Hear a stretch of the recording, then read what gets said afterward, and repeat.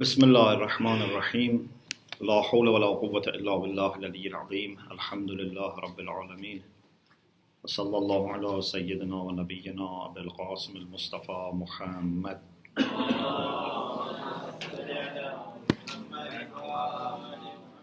وآله الطيبين الطاهرين لا سيما بقية الله في الأرضين اللهم أخرجني من ظلمات الوهم وأكرمني بنور الفهم اللهم افتح علينا أبواب رحمتك وانشر علينا خزائن علومك برحمتك يا أرحم الراحمين. We said that there are different ways to know Allah subhanahu wa ta'ala. One way is to use arguments. This means that you use some concepts and some conceptual frameworks in order to locate God in your system of understanding. We already talked about cosmological argument. You heard about argument from design, which, if I want to briefly mention, is the argument that uses those things which are more known to us and we are more familiar with as a basis to come to know Allah subhanahu wa ta'ala. This is the argument that we find in the Quran, for example, أَفَلَا يَنْظُرُونَ إِلَى الْإِبِلِ كَيْفَ خُلِقَتْ وَإِلَى السَّمَاءِ كَيْفَ رُفِعَتْ وَإِلَى الْجِبَالِ كَيْفَ نُصِبَتْ. So we look at different things around us or inside us, and by finding three things, of course each of them by itself can be enough, but you find three things that make you believe that this cannot be result of just accident. One is you see order. The order that exists in the world is something that even that much that we have understood so far would leave no chance for any rational person to think that this can be result of accident. You know, in calculation of probabilities, when you have order, very soon probability becomes so intense that it's very impossible for a rational person to think that this can be by chance. For example, let me give you an example. If we put few objects in a bag, for example, suppose you have some coins or some pieces of paper, and you put on each of them one number. Suppose 1, 2, 3, 4, up to 10. Only 10 pieces, on each of them you have written 10. The chance of the number that you want to come out when you just put your hand inside the pack without looking, how much is the chance that the number that you want comes? 1 in 10, 10%. But if you want him to come twice, it's 1 in 100. So if I want to have number, for example, 110, the chance is 1 in 1,000. 1 in 1,000. And if you want that for 10 times always the same number that you want comes, then it's 1 in 10 million. Just for 10 things to come. So, ulama say, suppose you have a piece of poem by a famous poet. For example, by Rumi, by Hafiz, by Sa'di, something by Shakespeare.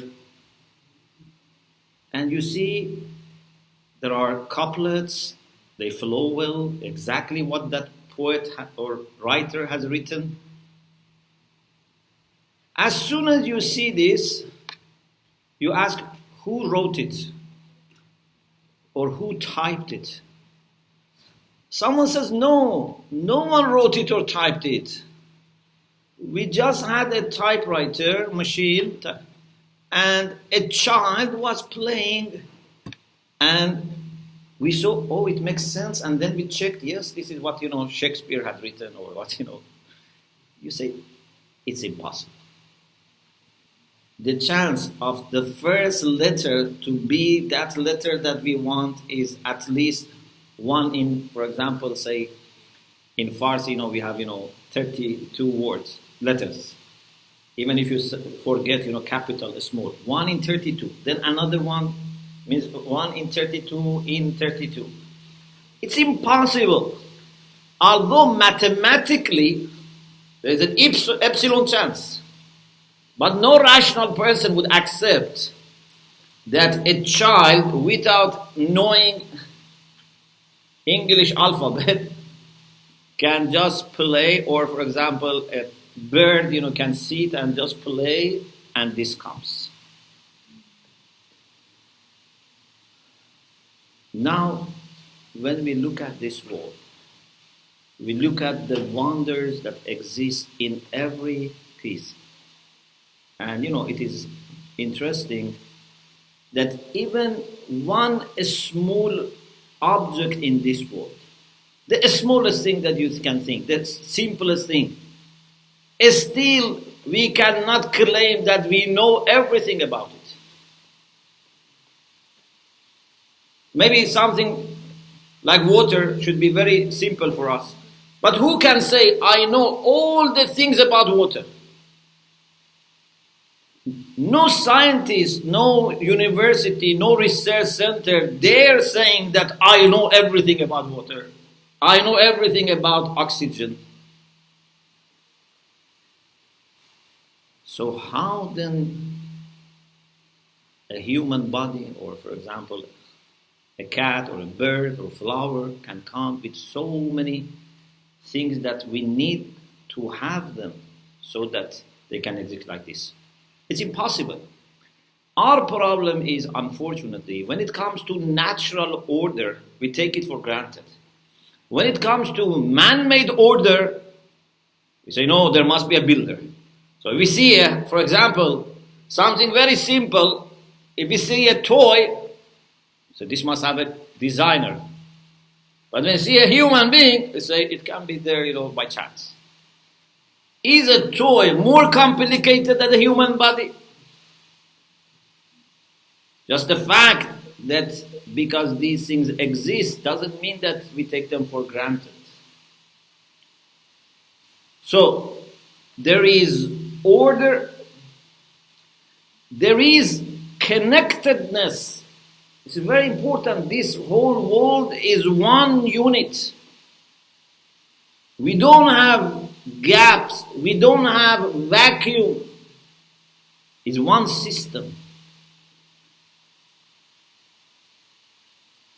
Nowadays, more and more we understand how something that we do in one part of the world can affect people in another part of the world. Everything is connected. It's one system. And thirdly, there is purpose. Purposefulness is another important dimension of design. From the time, for example, for example, child is being conceived, the changes that happen in the body of mother,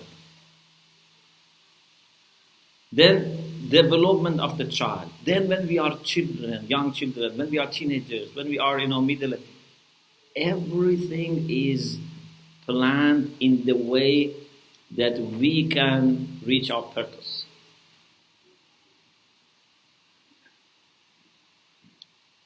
Or for example, even if you have a seed of wheat, a seed of barley, all the information that they need in order to grow is there.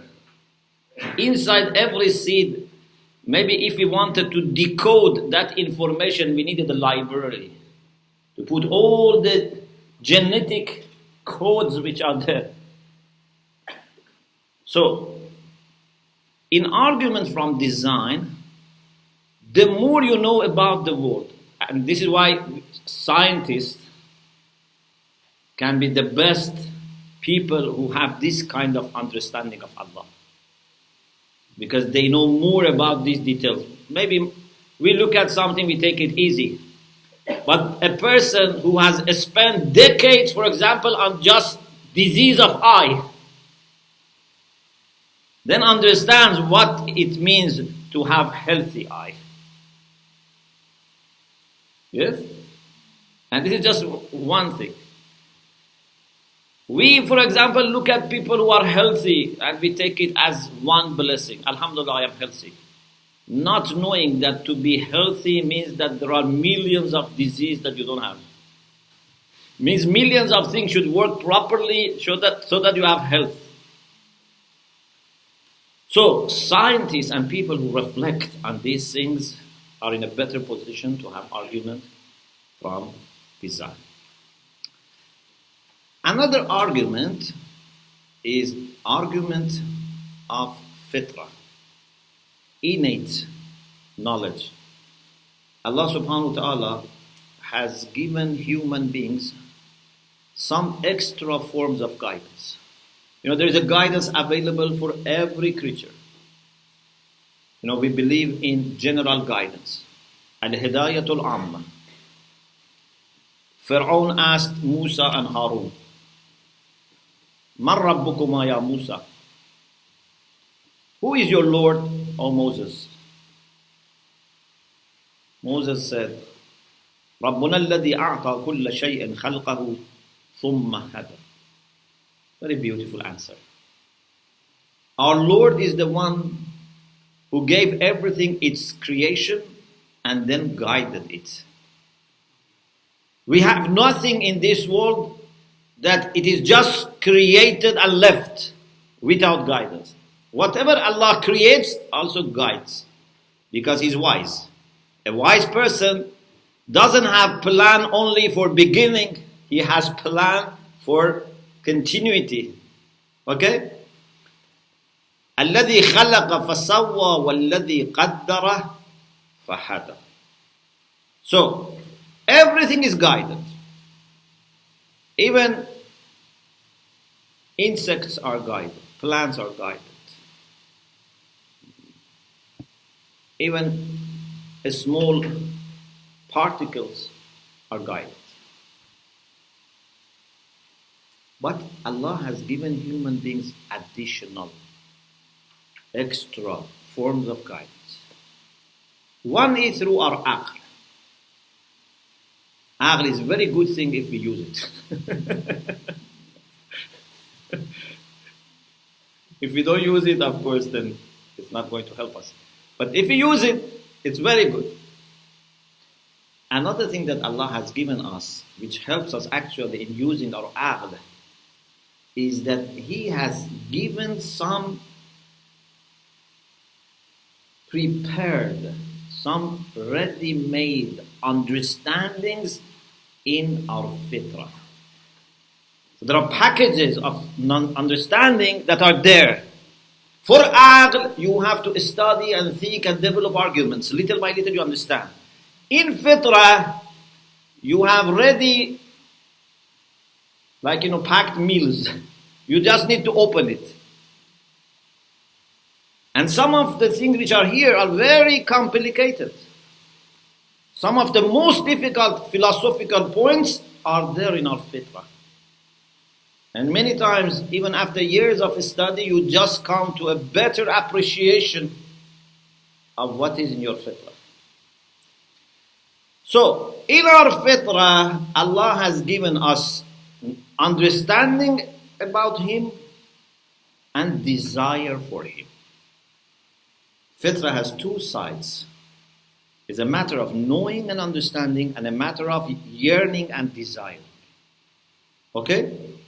So, we have some understanding of Allah subhanahu wa ta'ala. And what is amazing is that this understanding can be found throughout history. In all nations, in all ethnicities, in all parts of the world, you see, they have understanding of God. How they express it, how they worship Him, that's different. But they all have this understanding that there is a transcendent being that is much better, much more perfect than anything around us. And we owe to Him worship. So, there is an understanding inside us, but also there is a yearning. It's not just we know God, we also have love for God. Our ulama have produced different articulations for this.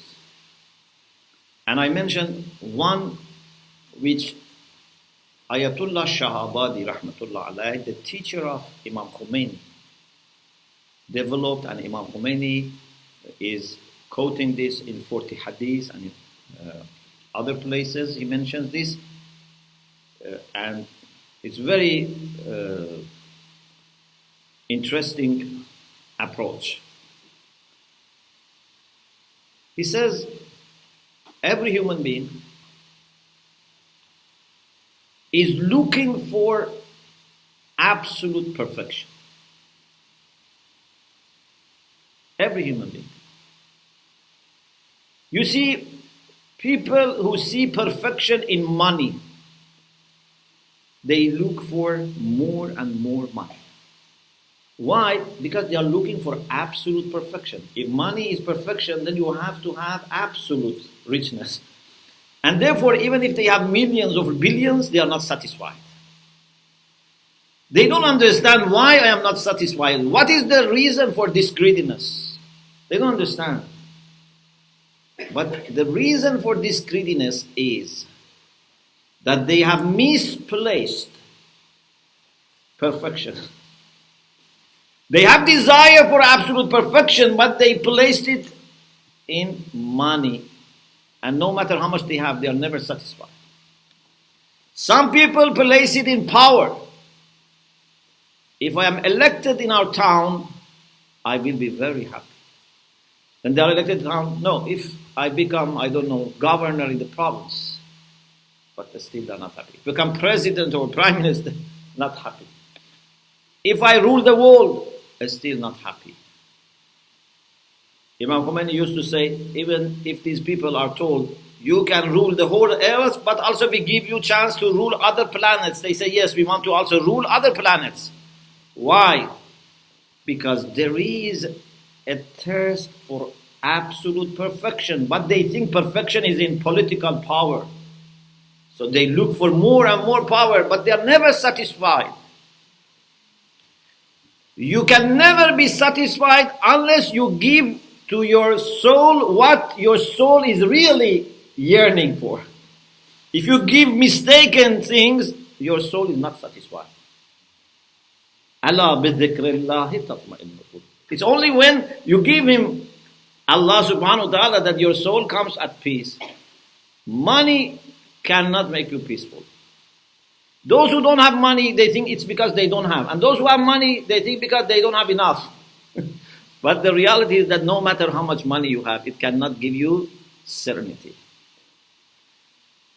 Those who are, for example, interested in beauty of objects, beauty of human beings, For example, says, if I marry this girl who is very beautiful, I am going to be very happy. But marries with that girl, then he's not happy. There is a story I read in one book that there was an old man and saw a very beautiful woman on a hill, and sun was shining and the radiation was coming from hair of this woman. Very attractive scenery for especially an old man. So said, I love you and I die for you, and if you, marry to me, I am going to be happiest person and this and that. This woman was very clever. Unfortunately, some women easily are deceived. So she was very clever. Said, my sister is more beautiful than me, and it's on the other side of the valley. And this man who was saying that, I only want you and, I die without you, then looked to see who is the one who is more beautiful. So this shows that you can never be satisfied by anything worldly. Just manage your desires. It's just enough if you have something that you can meet your needs. If you want more money, more power, more, sex, whatever, more food, you will never be satisfied. It's better that you limit yourself now before, you go higher and reach this point. So, Ayatollah Shah Abadi used to say, you see, all people are looking for absolute perfection.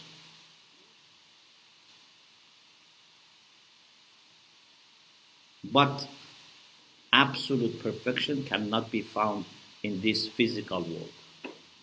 This is world of limitations. This is the world of competition. This is the world of something either you should have or someone else. We cannot have absolute perfection in this world. Absolute perfection lies with Allah subhanahu wa ta'ala, who has absolute knowledge, who has absolute power, who has absolute beauty, absolute love. We correctly and rightly consider mothers as sources of unconditional love. If there is anyone in our life that we have experienced that they love us unconditionally, are our mothers. Sometimes also our fathers, but maybe fathers are not expressing enough or whatever. Mothers are exceptional. But love of Allah compared to the love of mother is like ocean to a drop of water. If you want absolute love, you find it with Allah subhanahu wa ta'ala. Ya'qub had a special love for Yusuf. Very special love. I don't think you find,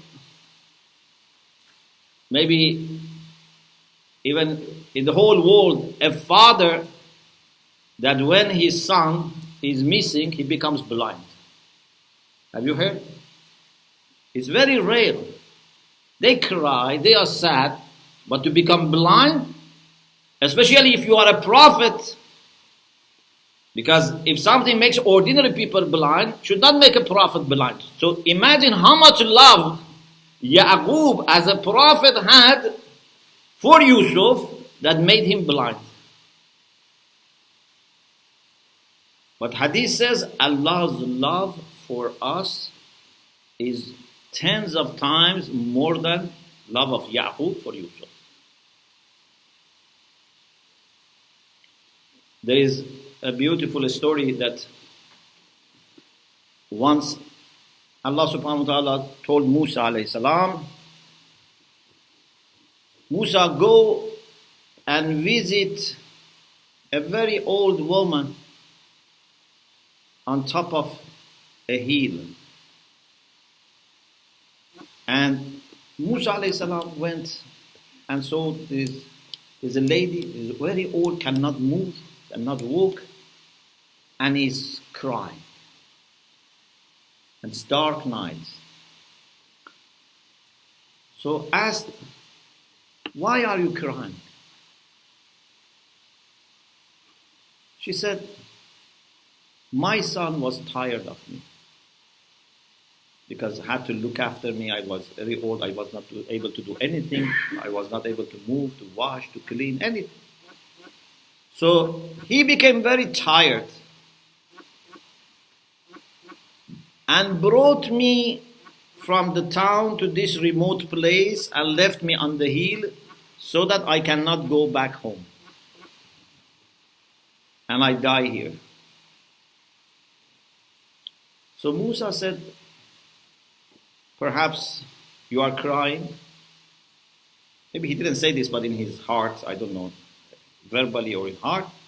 Perhaps you are crying because your son did this to you. And it must be breaking your heart that your child puts you in. She said, no. I am crying because when he was going back, it was dark. I am worried some animals may attack him or, may fall down and break his leg. So I am praying for his safety. And then Allah said to Musa, my love for my servants is more than this, mother. So if you want absolute perfection, which you want, which you have desired, it must exist. Then Ayatollah Shahbadi here makes a very important point. He says, if there is something which is known, there must be knowledge. And if there is knowledge, there must be something known. You cannot separate knowledge from what is known. If there is love, there must be beloved. If there is beloved, there must be love. There is no separation between love and beloved. You cannot have love without beloved. There was a person who thought it's possible. They say that there was a young man who said to his parents, you need to make me marry. I have fallen in love. So he knew that now they would take more seriously, because if he's fallen in love, then needs quick solution. So the father said, okay, who is the one that you love? He said, anyone.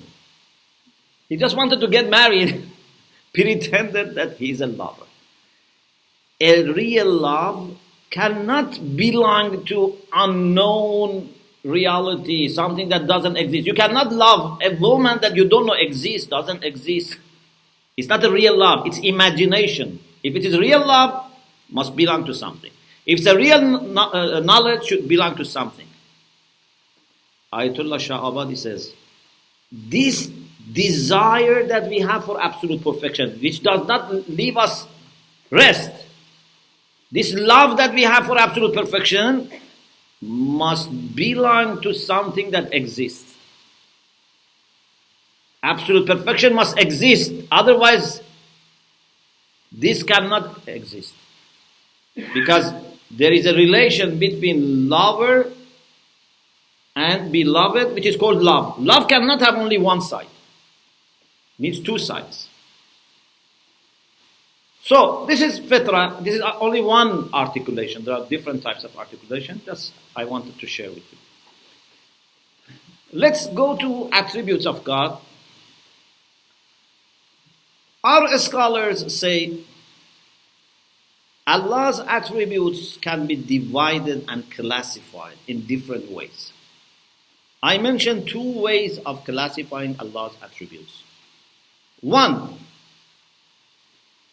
Sifatul Jamal wa Sifatul Jalal. Attributes of beauty, attributes of glory.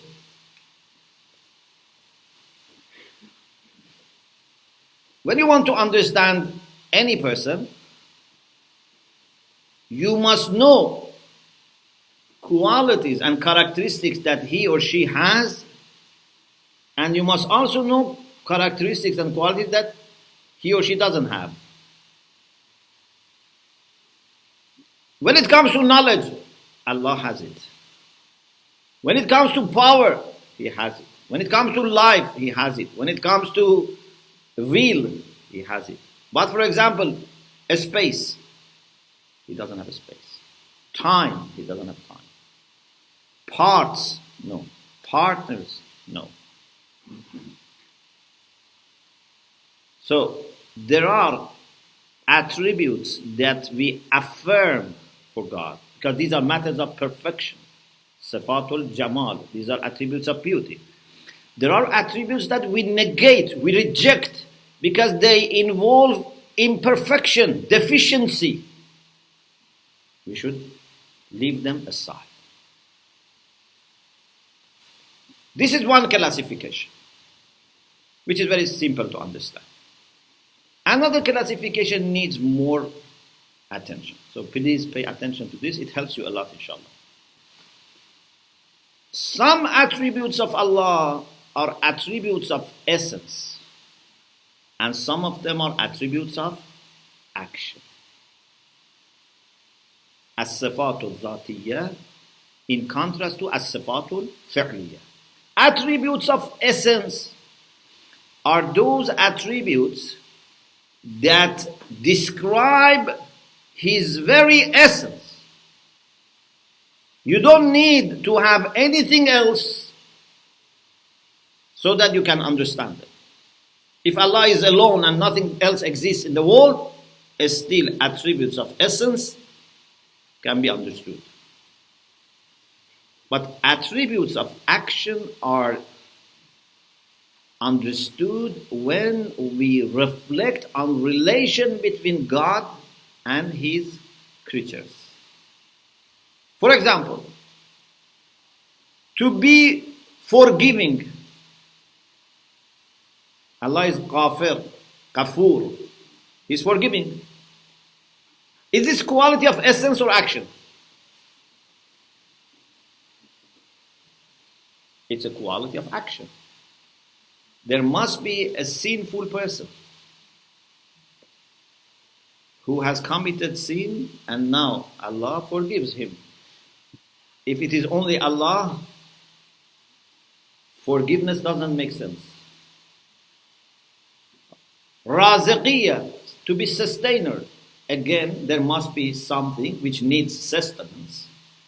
And when we reflect on the fact that Allah is providing this with sustenance, we abstract the concept of Raziqiyya. Yes? Or creator. Sometimes you mean by creator to have power for creation, that is essential. But if you mean actual act of creation, so there must be something that God has created, and we say, okay, the relation is relation of creatorship. Okay? But Allah's knowledge of Himself, is it quality of essence or action? Essence. Because even if nothing existed, in His essence, He has knowledge of Himself. Now I have a tricky question. Allah's knowledge of us is quality of essence or action?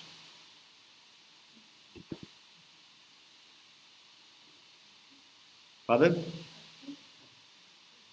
Action? So it means before creating us, He doesn't know us? So in His essence, He knows us or not? So, Allah's knowledge of us can be actually considered in both ways. He knows us in His essence, so therefore even before we are created, He has knowledge of us. But also when He creates us, He knows us because He has knowledge about His creation. So He has two types of knowledge about us. Knowledge as a quality of essence, which is eternal. Knowledge as quality of action comes to existence when that object is created.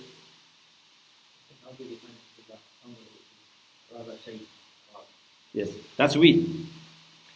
So will is also a quality of action, unless you mean it as a sense of love, then it's a quality of essence. But if you mean actual willing, that happens when something is going to be created. So, why this distinction is very important? Why this distinction is very important?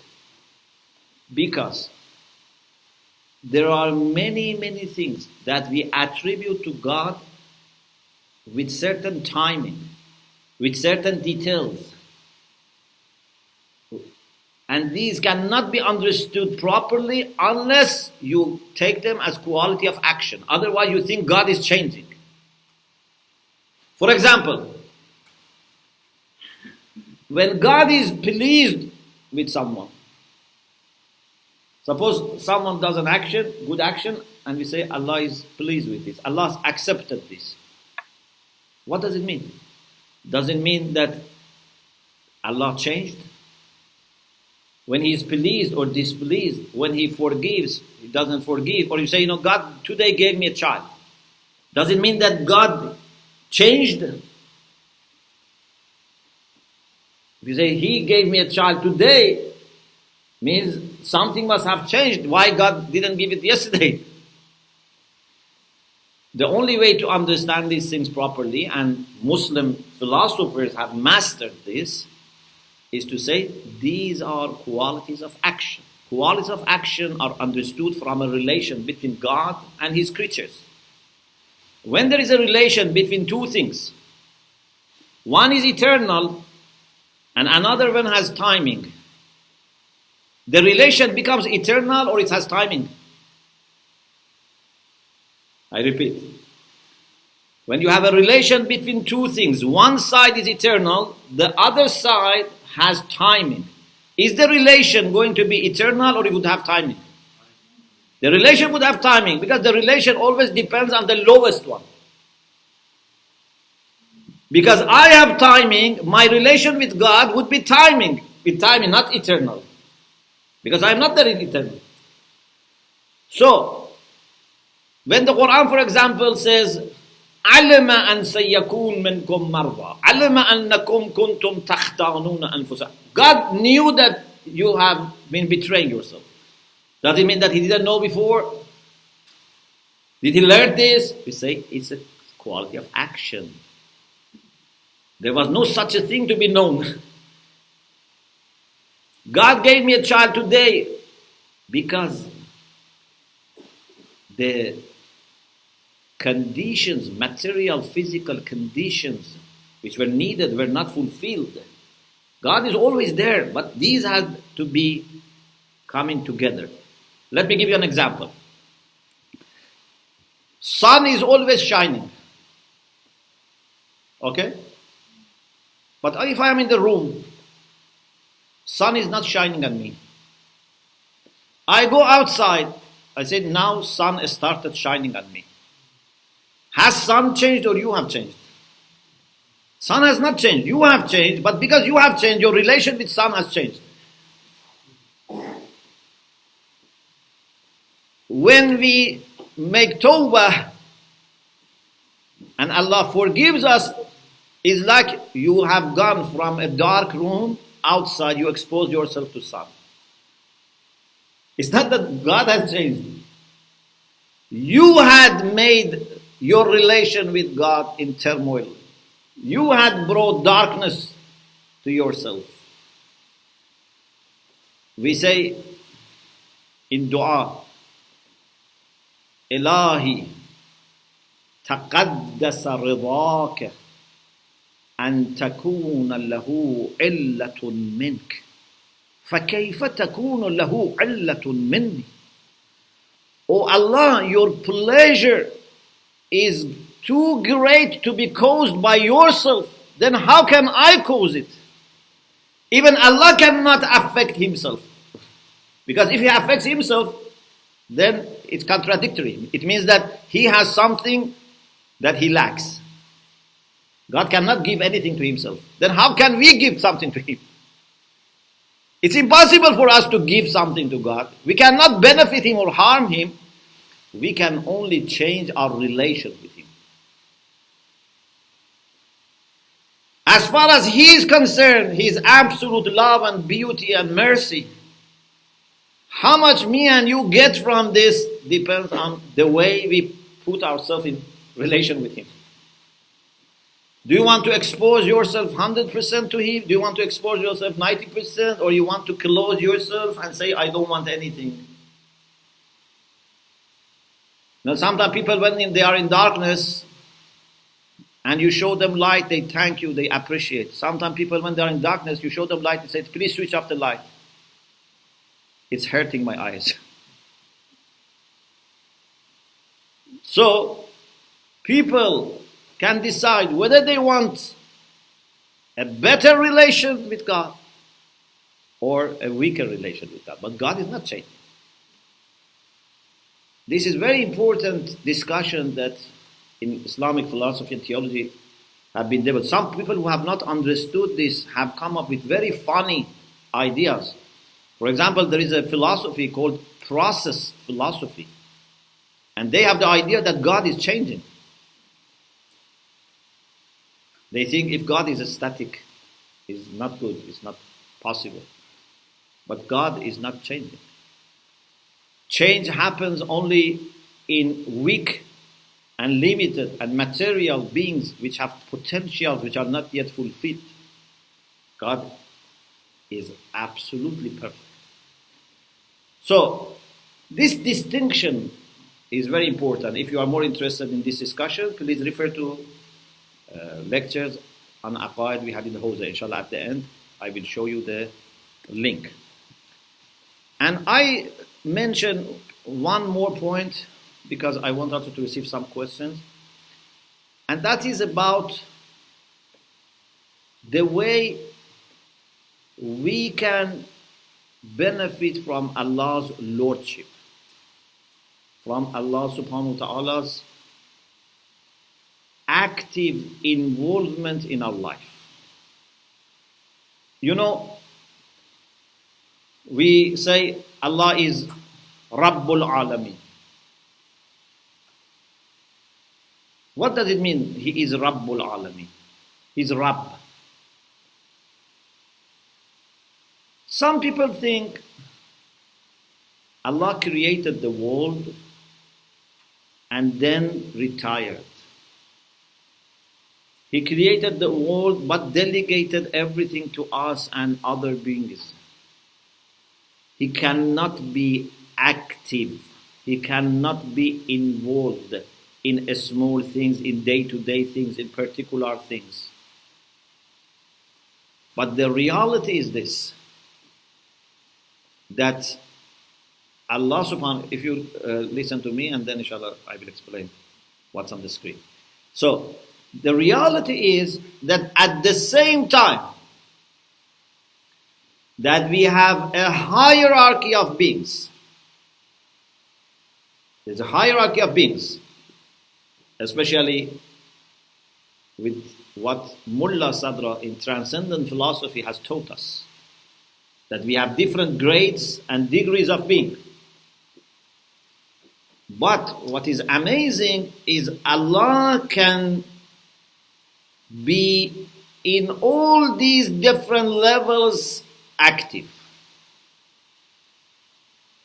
Allah is not like a king on the top who doesn't know what is happening to the ordinary people. He is not the one in the palace who doesn't know what is happening to remote villages. He is absolute being, but absolute being is with every being. It's a very important Quranic concept, which is amazing. Let me give you this example. If we have white objects, white clothes, white paper, white chair, these are objects which are white, but whiteness in them is limited with material, with size, with time, with shape, with weight. But whiteness as such, just simply being white, is absolute whiteness. Okay? So this white is not absolute white. It's whiteness with certain characteristics, certain limits. But concept of whiteness, absolute, simple whiteness. How many you can think of that? How many whiteness you can think? You can think of millions of white shirts. You can think of millions of white cars. But how many whiteness you can think? Just one. Philosophers say, صرف الشيء لا يتثنى ولا يتكرر. Simple notions can never be repeated. Because if you say whiteness without anything added, then how can you think of second? Absolute being cannot be two because it doesn't have anything to cause plurality. Plurality is caused by limitations. When something has no limit, it cannot be two. Okay? Now, is absolute whiteness, just whiteness, something that does not exist with these different items which are white, or exist with them? It exists with them because they all have whiteness. So absolute whiteness has a kind of unity with everything which is white, but it is not them. It's with them, but not limited to them. Or for example, if you have different items of truth, a truth about what is the day today, a truth about, I don't know, what is my name, a truth about how is the weather, and so on and so forth. There are lots of items of truth. Are these absolute truth? No. They are limited truths. They are particular truths. But absolute truth is in all of them. These are like branches and manifestations or instances of absolute truth. So, what is important is that Allah subhanahu wa ta'ala is present in every place, in every person, in every creature. He is there, but not being limited by them. Amir al-Mu'minin alayhi salam said, داخل في الأشياء لا بالممازجة وخارج عن الأشياء لا بالمزايدة. He is inside everything without being mixed with them, and outside everything without being separate from them. If I ask you, is God in this room or not? What's your answer? God is in this room. So this room has contained God. So we have to be very careful. We say God is in this room in the sense that He is not absent here. But we cannot say He's in this room like we are in this room. Because this room cannot hold God. So it just means He is not absent, but you cannot say He is inside this room. Even we cannot say God is one in addition to those who are here. For example, if we are, 40 people here, for example,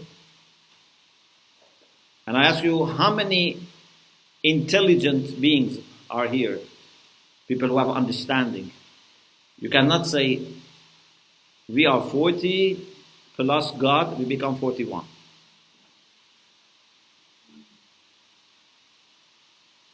Because the problem is that if you count God next to us, then it means that God is not in us.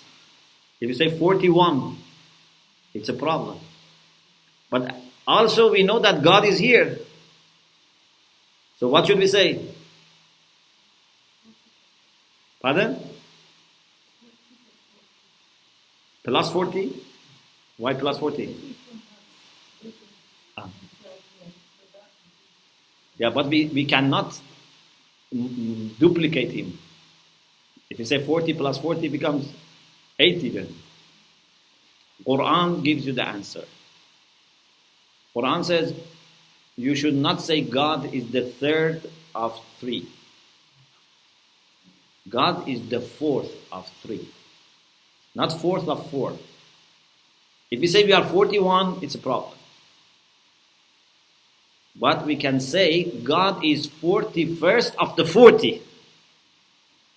ما تكون من نجوى ثلاثة إلا وهو رابعهم ولا خمسة إلا وهو السادس. God is the fifth of four, or the fourth of the three.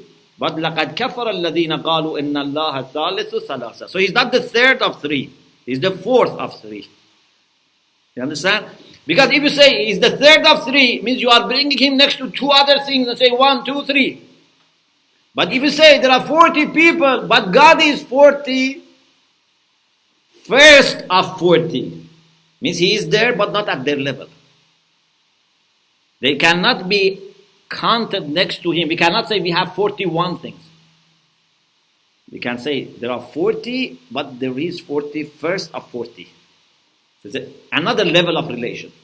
Anyway, the relation that God has with us is not the relation of someone who is far from us. Someone who is too high that doesn't know what we feel, what we go through, what is happening in my heart. No. He is transcendent, but at the same time, he is in every person. نَحْنُ أَقْرَبُ إِلَيْهِ مِنْ حَبْلِ الْوَرِيدِ. This is the way Quran teaches us. So, at the same time that he is absolute perfection, he is closer to me right now than you to me. Or than even myself to myself. يَهُولُ بَيْنَ الْمَرْءِ وَقَلْبِهِ. Even he can be between me and my heart. Means he is closer to me than my own heart. If you can remember God always in this way, a source of absolute power and knowledge and love and kindness, which is not separate from us. He is with us, close to us, available to us, waiting for us to invite him. Once someone asked me in Tanzania that how we can get close to Allah subhanahu wa ta'ala. So you can give different answers. But I told him, just acknowledge that he's close to you. You don't need to bring him close to you. You don't need to travel to go close to him. He is close to you. Just accept it. Just prepare your heart and mind to appreciate he is close to you. And this is why Quran says he is with you. وَمَعَكُمْ. We are not with him. He is close to us. We need also to open our eyes and see him. We don't need to do anything else. Just open eyes of your heart and see him. Okay, I stop here. I hope we have some time for receiving your question. We pray to Allah subhanahu wa ta'ala to increase our knowledge and understanding and consciousness of himself, inshallah. Alhamdulillah Rabbil Alamin. Can you have a loud salawat? Allah. Yes.